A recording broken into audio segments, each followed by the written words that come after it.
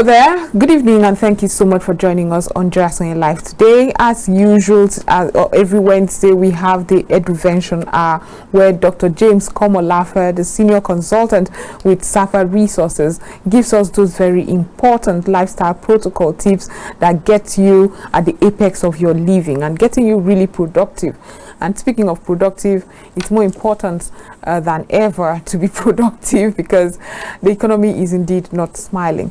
Dr. James again is here, and today we would be looking on behavioral addiction, its implication and access to treatment, especially in Nigeria, and incorporating several statistics of what can be remedy for these individuals. But we'll go for a short break. When we come back, Dr. James is ready to get to the crux of the matter, eduvention way. We'll be right back.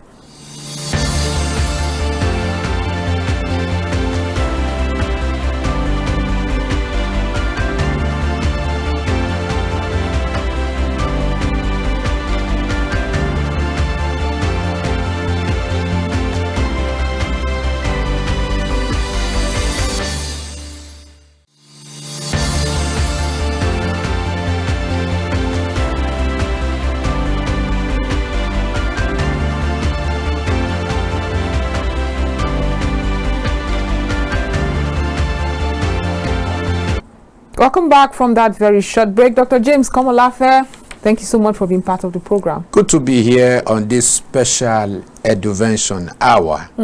Join us on your life. Exactly, the eduvention hour. Thank you so much for that. Yeah. But the addiction, you know, when we talk about behavioral addiction, what do you mean? I mean, we've tackled and spotlighted different types of addiction. Different types of addiction. Yes, and I for one was surprised that they had that many facets or branches. Addiction is like an ocean, deep, wide ocean at that, pervading the society, and no demography is spared. The adults, the teenagers, the adolescent, young adults, and perhaps the aged are all trapped in one addiction or the other. Life is 70% behavior and 30% operation. 80% energy, what you have for what you do, and 20% strategy. And on very many occasions, addiction is embellished within over time, for which the show of manifestation begins to come out and comfort from time to time. It comes in as a very mild case, Right. and before you know it, as it begins to take root into the mind and the ecosystem of its victim, before too long it becomes a wild phenomenon, and from there it could go fatal. Fatal. Yes. So In addiction, behavior, I mean, when you talk about behaviorally speaking, right, it takes over an individual, and there's a shift in the manner of life, attitude, and everything becomes consumed. I would like to know how it differs from substance addiction. We had dealt with substance addiction not long ago. Substance addiction is a branch of addiction. There is behavioral addiction. Okay. That has to do with your attitude to things. That incentive that changes your perspective about your responsiveness to issues around you because of some certain situations and circumstances you find yourself. For example, we have a very biting times out there for which life is becoming unpredictable on a daily note. What you priced at a certain price fee yesterday, you can just wake up and it has doubled. So you look for one way or the other to just ensure that you beat the times and you are way at par with times, or even go over it. And so people do the unnecessary, the unreasonable, the unpalatable just to get by, and in so doing they stretch beyond their limit, as far as the good lifestyle is concerned, they begin to do that which is unnecessary and not needed, and before you know it, they keep repeating the trend over and over on it until they become used to it. While they are doing this, their energy begins to wane, their lifestyle begins to become uncoordinated, and they tell you, I cannot help it.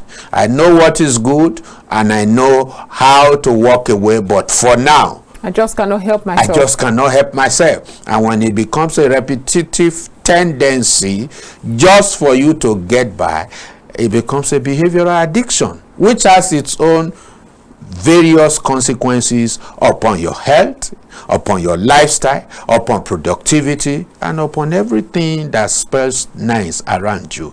So that's why we feel like, oh, don't wait until you completely calm down and you are stuck, you just don't know what to do, and you are fact out, and then you say, well, I don't know what to do, I better do just something to get by. Addiction is that is that abnormal behavioral pattern that keeps you on edge, that puts your daily existence and lifestyle at an edge, and at a stake. You are becoming a caricature of yourself. You are becoming a figment of your own imagination.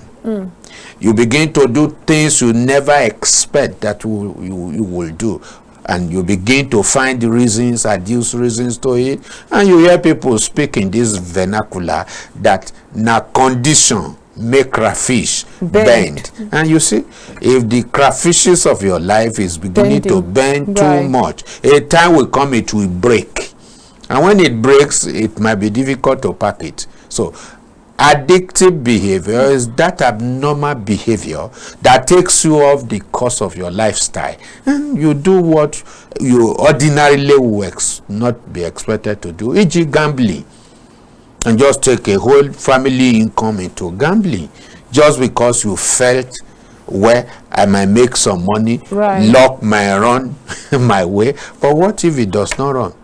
That incentive fueling the addiction will say, why not do it again? Who knows, perhaps this time, do it again, and it becomes a regular thing. So every addictive behavior has a voice. True.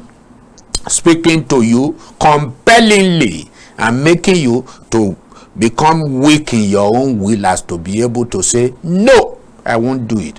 Times are biting hard, things are critical, but I have value system. I stand for something. I have a conviction, irrespective of my condition. I'm not going to cringe or bow to something that is outside of the box as far as being normal is concerned. So addiction in behavior, it's an abnormality. Addiction in behavior. Yes. Right. Now, what would be those common form of behavioral addiction that, while engaging with Nigerians, you see that is really common with us? First, and one of the critical one is addiction to telephone, social media, especially that Facebook and some of these fresh news and all that tells you all of the oddities going on. If care is not taken, you wake up, the first thing from bed is you want to scroll what is making the rounds for news, usually bad news, and before you know it, an hour, 2 hours, and 3 hours, and you waste productive time and lifestyle just because you're on social media. It engages you, your early morning energy is diverted to it. So your telephone, are you in charge or it's in charge of you? Even good things can turn out bad when you are no longer in control, when you are forfeiting your control over anything, whether good, bad, or ugly, and you no longer can say no when it is expected. It has become an addiction because all your energies draws towards it, and it is a law of attraction that wherever your attention goes, there your energy flows. Right. So If you are trapped and you just cannot say no despite the consequences, especially in the bad and the ugly manner, it's a behavioral addiction. Substance abuse is also an addiction where you are taking things, absorbing things, chemical substances, drugs not prescribed or recommended to you because you have an ailment, but you just decide to take it either to quell a temporary circumstance that you find yourself, or because you want to join up with the Joneses. They say if you cannot beat them, do what? You join them. And out of peer pressure, you want to feel high, you feel you just need it to solve a temporary problem, and then you get enmeshed into something that will cause a long-lasting damage on your persona, on your mindset, and on your activity. And before you know it, you are no longer your usual self. You have become a fake person living in violation. And joy, as long as you harbor violation in your lifestyle protocol, you are going to do violence one day. It's just a question of time. And what fuels this is an addiction. Well, according to recent statistics, up to about 15% of Nigerians may experience some sort of behavioral addiction. What would maybe you say? Even more. Maybe more. The youthful demography, especially from age 15 to 25, we have about 85% of them in addictive behavior. 85? How do you come about this number? From research and from meeting people here and there, you can always take your, but it's not empirical, because we have really not done the we meet with people every time. We're on platforms here and there, and we hear them out. Okay. Because you see, like I told you ab initio, addiction varies. Behaviorally speaking, it's not until you are completely fucked out and you are just wholly in it, hook, line and sinker, we call it addiction. But if we can see the symptoms and manifestation, we can classify it. Okay, so my question, so it ranges from the mild. My question was, yes, what specific behaviors do you think is contributing to these statistics? Yes. Number one, lack of self-control. Okay. The force of peer pressure, societal demands, or you are going through a particular lifestyle that you feel, oh, you can't hold on, and you see some people out of just being gullible feel, oh, when I'm sad, let me just take something or do something that will bring out my swag by force, even if it is temporarily, not knowing that by the time the emotion dies down, they get back and find themselves in the very current position that they find themselves. Exactly. And then looking for quick fixes in anything. You just need a quick fix. What can I do now? Not really looking at the bigger picture.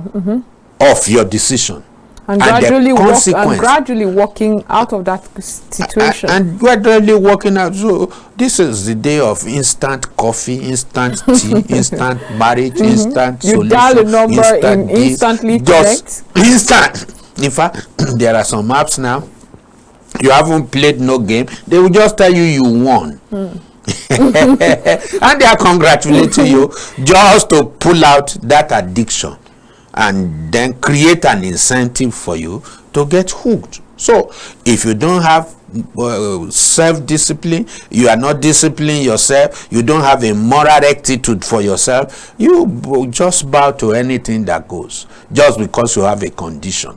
That you have a condition out there that is so prevailing and overwhelming does not mean you don't have a conviction in here. So when you are a man of conviction, a man of value, then you will stand against those in the 0 hour. You know what to do. You won't give in to vices. Actually, it's a triangular issue, where atop the triangle is ordinarily supposed to be your value system, shooting out here and there as you engage on a daily basis, because everyday joy is a behavioral variable. where you are confronted with the good, the bad, and the ugly. So you can make a choice based on your value construct. Right. That's atop the triangle. And then at the other side of it is that you exhibit virtue, the characters, the good qualities. It could be godly qualities, and it could be just good moral qualities flowing and cascading down from your value system. And then the other side is the vices on the left. So what do you do not to walk into addiction? Esteem your value, exhibit your virtues, and then extinguish the vices. Where the value construct and the virtues in exhibition are less than the vices, of course, you will give in to vices. And before you know it, the devices begins to show. You begin to plot one thing or the other. You see some religious folk will say, well, I know what I'm doing is bad, but I can't help it. I can't help it. The spirit is willing. Can you see an example you are giving now? I'm sure. From time to time, they say, well, my heart is willing, but my body is weak. I will change later. I will change later. Then another trigger comes around. You soon find yourself in that similar fate. You say, well, before you know, you call it, that's my area of weakness.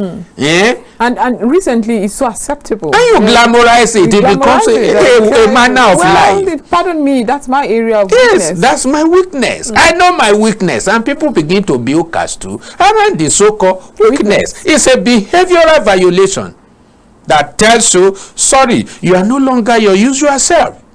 Something has gone the wrong order. So you speak up and out for therapy, not counseling. Oh, there's a difference. Yes. Okay. Counseling offers you opportunity to just know that, oh, you are treading the wrong way and all of that. But therapy shows you the root cause analysis, how you have trended that way, what led to it, the degree of vulnerability, how well you have gone so deep and dark, dairy in that situation, and then how to walk you away through some certain procedures, lifestyle protocol, cognitive behavioral therapy, and some other dimensions that are appropriate and fit for a particular specimen. So it's not just saying, John, you know, it's not good to smoke. John knows it's not good to smoke.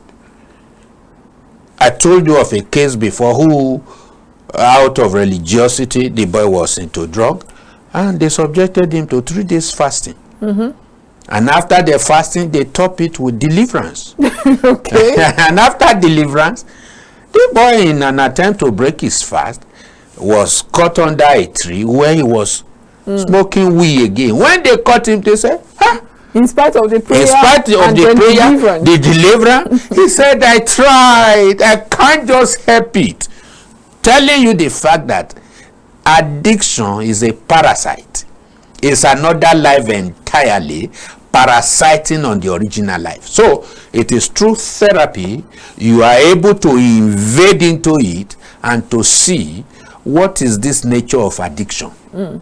What are the instances and what are the various grave consequences and the level of debilitation in that victim, so that you can show the victim how well he has pitched in the wrong order, behaviorally speaking, and then he'll be able to opt out to say, hey, please help me.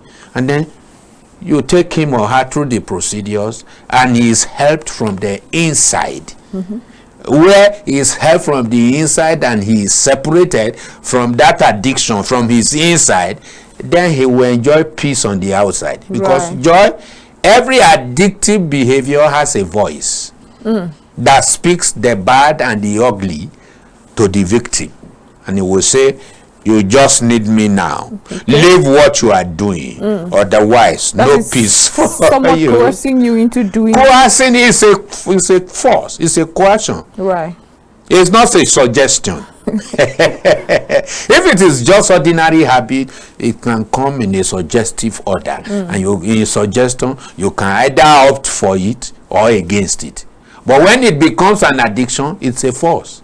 You are under a taskmaster who must take its toll on you, because in addiction your will becomes weakened.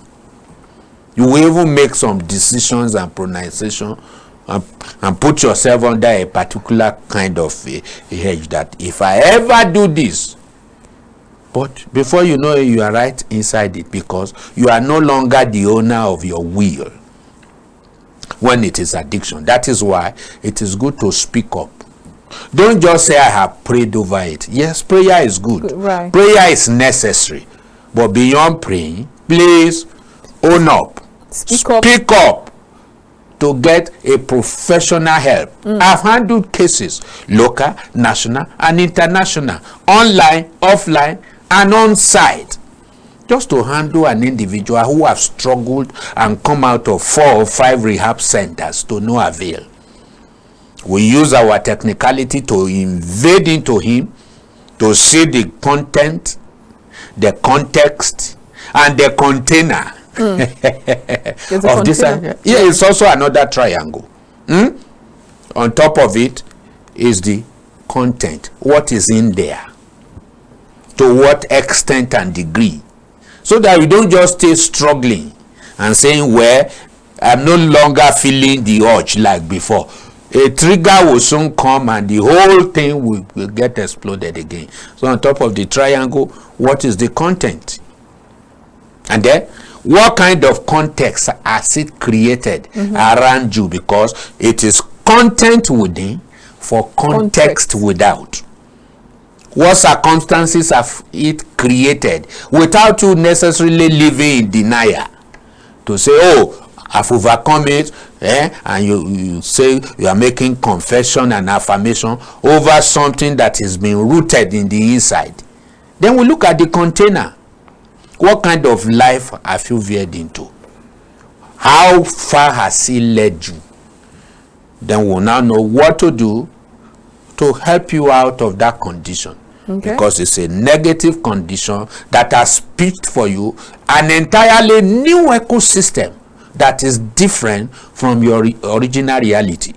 So what happens in addiction is that there is the weave of a strange life on the inside that takes preeminence over your original life on the outside. So you don't see the way other people see. Check anyone in addiction, they hardly will succumb to tell you it's an addiction. They just tell you, I like it that way. Please leave me. I'm the owner of myself. Because you see, addiction works like Satan.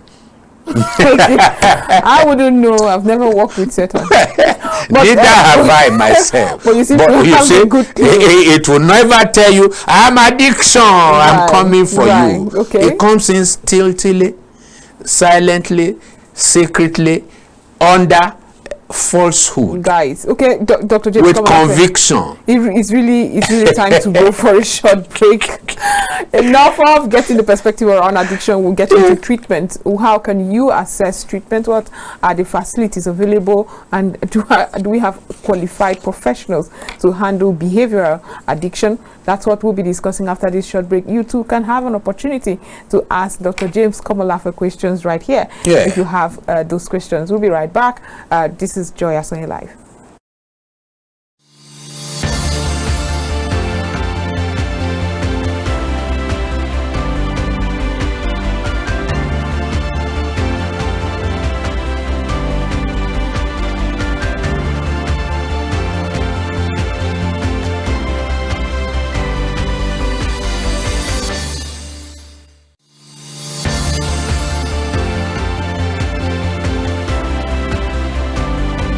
Say on Captain TV, imagine a beautiful world. We're not just bragging, we know our onions in the world of broadcasting. One of our outlets to express ourselves to the world is our flagship program, Matters Arising. Join veteran broadcaster Ruben Okala and our crack team live And they gave us a high price, and we just say, Nigeria, we made it. As I said earlier, the lyrics is up, talking about the old new national. On Kaftan TV, StarTimes channel 480 and 124, as well as Nightcomsat frequency 12518, symbol rate 29500. Monday to Friday at 8 p.m. live. You can join the conversation by calling this phone number 0802 993 8365. It's dramatic and insightful. Don't miss it. Please join us.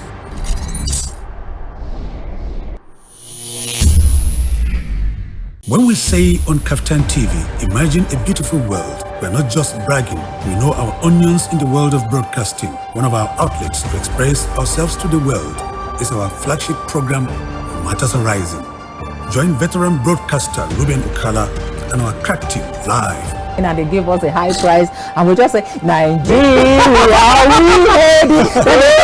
As I said earlier, the lyrics is up, talking about the old new national. On Kaftan TV, StarTimes channel 480 and 124, as well as Nightcomsat frequency 12518, symbol rate 29500. Monday to Friday at 8 p.m. live. You can join the conversation by calling this phone number 0802 993 8365. It's dramatic and insightful. Don't miss it. Please join us.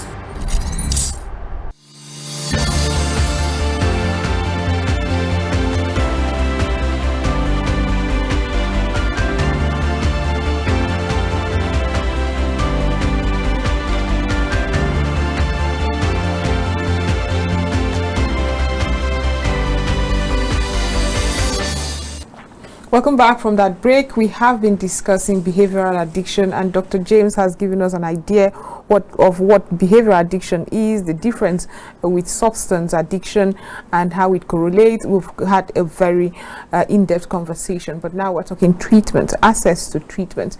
Dr. James, thank you for staying back and giving us all that you have shared so far. But let's get to treatment. Like I said, what does the current landscape of treatment looks like for a behavioral addiction?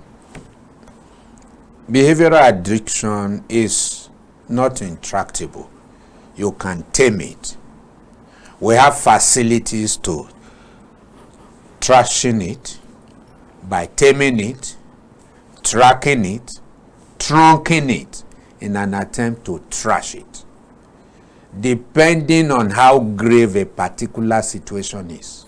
And you see, in behavioral addiction, the more you accommodate it, the worst case scenario, because it doesn't work alone. It brings in some other vices and devices, and since it is operating under falsehood, so many other things comes to bear. So there is the need to carry out behavioral profiling, depending on what method you are using, to be able to find out.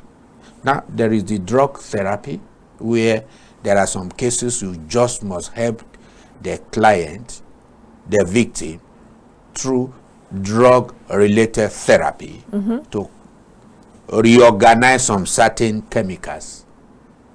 Because you see, in addiction, it can go ahead as to just pollute your mind and all of that, and you are no longer that your former self. So there's a drug therapy. There's also psychotherapy, where through the head of a behavioral therapist, clinical psychologist who are trained in those critical areas, they can assess what is happening and engage with you one-on-one to assess what is happening with you and to help you through. There are also rehab centers where you can also find some specialists in the area of mental health. It may not necessarily be a psychiatrist, because here, when you mention the word psychiatrist, it almost seems like, oh no, you're mad, you man. think I'm mad. I don't need a psychiatrist. Even mental health, once you say mental here, there's that tendency for people to say, I reject it, it's not my portion. And not knowing that, you see, we are all mental beings. as long as we are also human beings, we are human beings, we are emotional beings, we are spiritual beings, we are mental beings, we are physical beings. And you see, the level to which you are liable may differ from another person. So you need to run some checks there and to see exactly what is going on. And then there is the lifestyle protocol therapy, where you are invaded into, we see the situation that is on ground, and then the solution that is meted out for it, for which a particular strategy is adopted, so that you can route the evidence of addiction and get free. So whichever way, it is very vital that the first initial diagnosis is taken, it takes place, and then from there you now know the lines of therapy, what to do, what to reverse, whether the individual will need emotional detoxification or mental evacuation. Because Emotional addiction, detoxification. yes, addiction can Right. lead to depression. It can lead to so many things. Right. When you begin to accumulate the wrong stuff in your mind, in your mentality, you get polluted. And those pollutions also have their own voice. And that's why you can see people... You said emotional detoxification and mental evacuation. They are all services, right, to get you free. I want to know what the mental evacuation entails. Just like you have physical evacuation because there is a wrong carriage. So what do? You go to the hospital as a woman, and The surgery is done, and they get out that unfortunate thing, or foreign substance, But or a good thing that has turned bad, right, is purged out. You are detoxified so as to bounce back to yourself. So there are procedures for it. We need to be able to invade into you through a 3E model of behavior modification. And what is the 3E model? We explore into you using our own strategy to be able to say, hey, see what is going on in your inside. We dig deep into your persona, which is just beyond surface counseling, to say don't do it again, see the implication. No, that is teaching. Teaching alone will not do the work. You need to test and carry out evaluation, and from evaluation you can do treatment. So 3E model, you explore, and then secondly, the second E, you express what is seen. And usually when we carry out diagnosis and therapy and we show our client what we see inside them, they break down. Because by this time around, they see the whole world, the bad work going on the inside, which they don't know before. And you see, the presence of light is the absence of darkness. When you are aware, it builds confidence for you to want to stand your ground, to say, no, I don't want this anymore. And we'll show you what to do in order to be completely separated from the alien. Alien behavior, alien lifestyle, and the alien deposit on the inside. And if you have an alien visitor speaking in your parlor, and you shut your door against it, it loses its voice, whether compellingly or just suggestively. Gets to somewhere else, and then you can be free on the inside. So that is the second E. We express what we see through reality checks, through some other methods and models, so that you can be aware. You don't longer live in denial. You are aware of what is going on, and then you see them drawing inferences. No wonder this thought comes to me. No wonder I feel like this. And we'll show them. As soon as we show them, we'll now say, okay, make up your mind. You want the way of freedom, or you want to remain? Then we establish them back to their original setting, and then build what we call foundational frameworks, so that when he gets to that route, he knows what to do, and he does what he knows without struggle, and is free forever. So there are procedures, no matter what. It's not a question of just sitting in one place to say, well, this is my weakness. One day is one day. God will just deliver me from this. You also have to be willing to own up and to speak up at the right quarter. And that's why we handle all kinds of cases of addiction. And no matter what it has degenerated to, I want to let you know there is a way out. Well, would you say that at the moment we have enough facilities to really deal with this across the country? I know there's the eduvention way, but you have mentioned a lot of things that aren't really substance rehabilitation. This is now behavioral. Yeah. Well, there is a dearth of facilities around, and even the ones that are available are overloaded. But the issue is, are we hitting what exactly is needing to be heated? And then are people getting free and keeping being free for life? That's another thing. We see relapses here and there just because things are not properly done. It's not enough to go through a drug rehabilitation program and then come out after 3 months. We need to be sure you are free inside and out, and there is no evidence of relapses, and only very few. Is it possible? No evidence of relapse? Yes. It's possible to be free and to be free at once and you stay. Okay. We've had so many of the cases we have handled free of relapses. I had a young man who have done drug for 25 years. Under 2 weeks, he became free. Today, he canvasses against drugs and is free for life. Why? Because we're able to route the essence of the drug and then look at what is happening within him, got them expunged out of him and separated his life back to himself and gave him back his own life so that he lives clean and straight. And today he's talking about drugs and helping younger ones who are going through that route to come out of it, talking in schools, and he's been invited here and there. So it's possible to be free.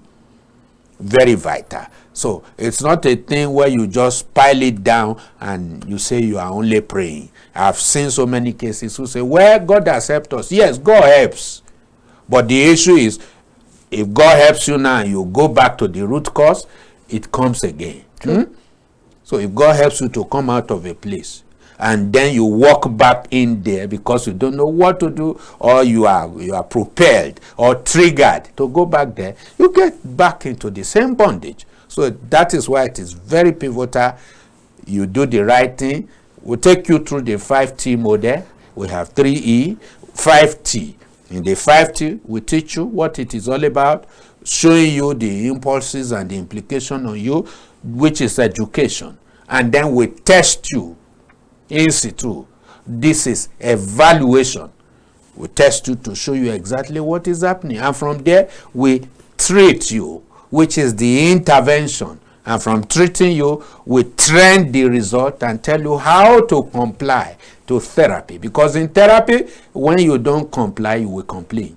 When you don't comply, you will complain. Complain. Yes, because you come down. You say this thing is not working. I still find myself having that serious urge. And then I just couldn't help it. And then I'm down. So we trend the result for you to integrate. And then last but not the least, number 5T, we thrust out an incentive for continuity. And that is the execution side of it. When we put all this together and you follow through, you are free. You are free at once, you are free inside, and you are free outside. But when you are only free outside, without dealing with the root cause analysis, and where you are bound, you are not free, I tell you, you get back again. Because the incentive will always be there. You are not your correct self. We have only peddled and begged the evidence of addiction just to take it cool now.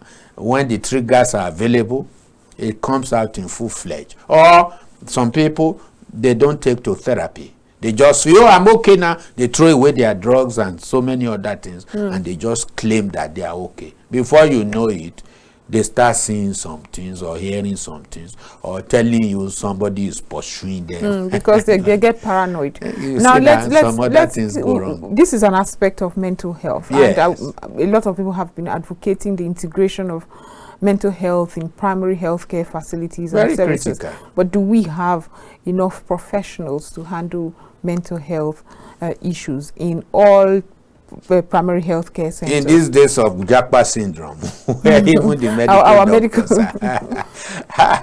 I catching the next available fly. You see, we don't have enough. That's why in our own space, we are doing a huge lot to do education, to train people, passionate people who likes to care for others. We show them what to do. The paramedics, the nurses, the lawyer, the whatever, to say, hey, do you love people and you want to care for people? Please show up. We'll train you. We give you the facilities to help people. And you see, just a little help there. Just a little interaction. Critical engagement, where you interact, interface in order to intervene, can help save a life.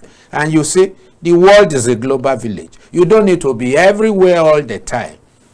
You can use telephone, digital, infotech, and all that. Just a call away. We've handled cases across Nigeria and overseas just from here. Why? Through communication, through technology, Zoom, technology, ICT, and all of that, infotech. And then you are helping someone there. So that's why it's so important. Please pick your telephone and call. Be your neighbor's keeper, your brother's keeper. You see somebody who is beginning to misbehave, don't just say it's economy, everybody is feeling it.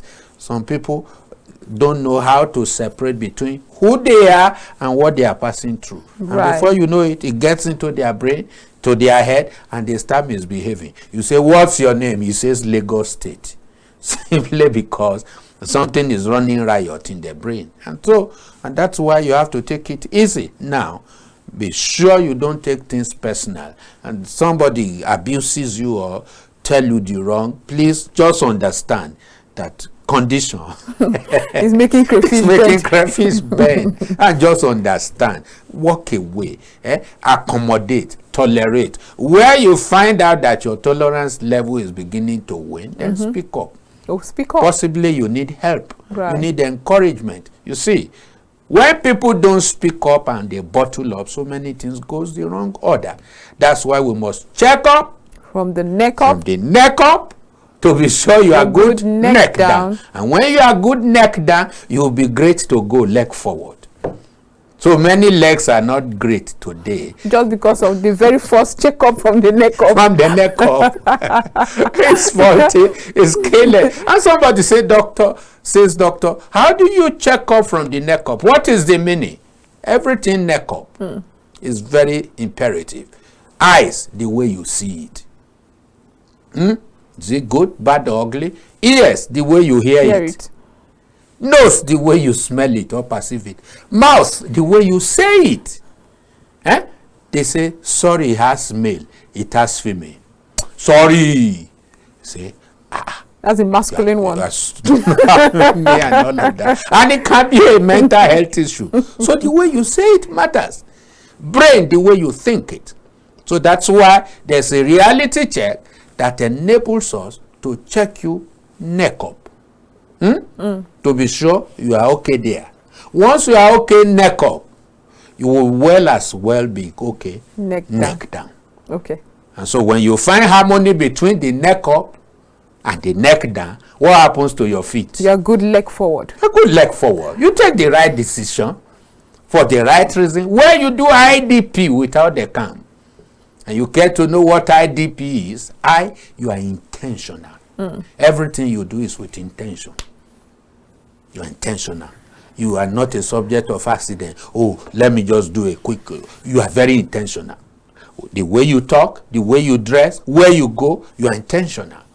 And then D, you are very deliberate. You live your life by deliberate creation. This is what I want, and this is what I am doing in order to get it. The good order. And then P, you are very present. You are not living in denial. You know your limits even when you don't limit your knowledge. You are self-aware, self-informed. You are a man of emotional intelligence. You can self-regulate. You can know about your environment and make sure you keep tab with what obtains in this society with a great deal of empathy there. Where you combine all this in a mix, then you are observing the IDP rule. And when you don't do the IDP rule, you are likely to end up in an IDP camp. you might need therapy. Dr. So that we Komolafe, can help you out. Yes, so that we finish this topic Yes. today, I'd like you to look towards the future. I mean, given the prevalence of behavioral addiction, Yes. I would like to ask what initiatives can one adopt to really address it for every individual listening to you right now? Very critical. Please, affection. Okay. Very critical. You don't buy it in the market. Just love somebody. Show somebody some love. You say, Joy, where is your smile? I say, no smile today. I don't know. But it's not this joy. This joy is always smiling. This The joy is day you always forfeit joyful. your smile, then by show of affection, I will say, Joy, where is the smile? Anything goes the wrong. And you say, these are not the days you say, well, I'm just isolating to myself. Because even before you isolate, it's already showing on your face. So please, look up, find out, speak up to people. Just go the extra mileage. And then help people to talk to the right quarters. Don't wait until they are pressed. And then, you know, when you are pressed, it is what is inside you that comes out. Right. So when you press people who just out of normal play and is beginning to flare up and wants to do some vices and becoming whatever, very violent, you know that something is wrong. So please help out. And then education, very vital. Education, educate people. We have posted so many things. We are on various media and social media, just talking mental health, addiction, behavioral health, and checks and all of that. Just Google it out there. You have a huge lot to read and study. Don't read because you are just in a dire need. Read, be informed. They say when you are not informed, what happens? You could be deformed. So the more you learn, the more you live. So learn more, hear more. Don't say, no. Don't talk anything mental here. God is in charge. Don't be negative. You see, when you are going through an edge and you are just fixated on a thing, it's time for you to stretch. See what is happening to others. Hear some people's experiences and borrow a leaf to do it right and fix it right. And you can say, doctor, please give me an access. I want to be trained. We can train you and put facilities in your hand to just help within your own corner and space and to pick some people up, to develop them, to just be passionate about contributing interventions wherever it matters. See our youth, see the Gen Zs and the millennials and all of the negative side of it.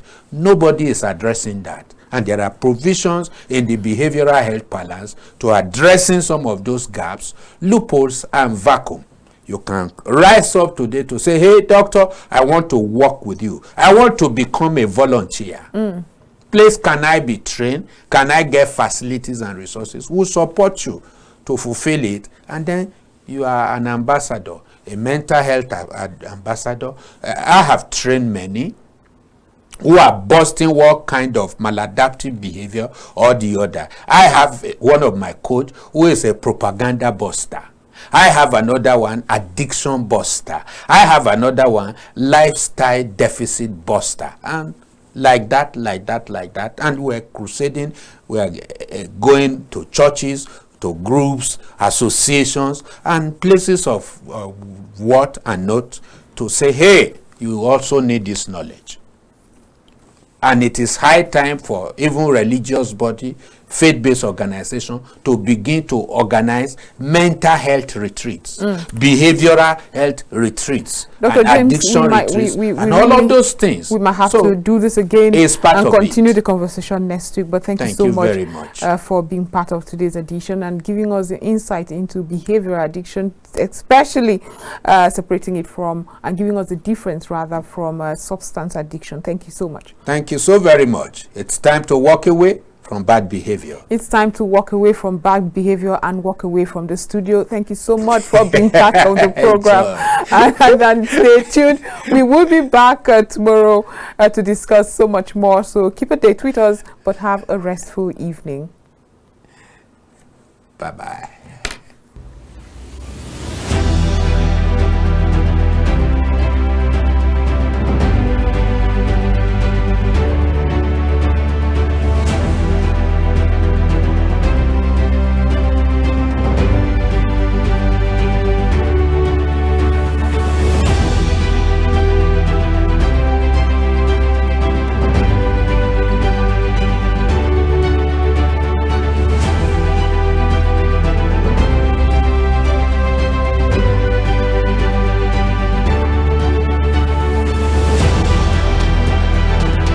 When we say on Kaftan TV, imagine a beautiful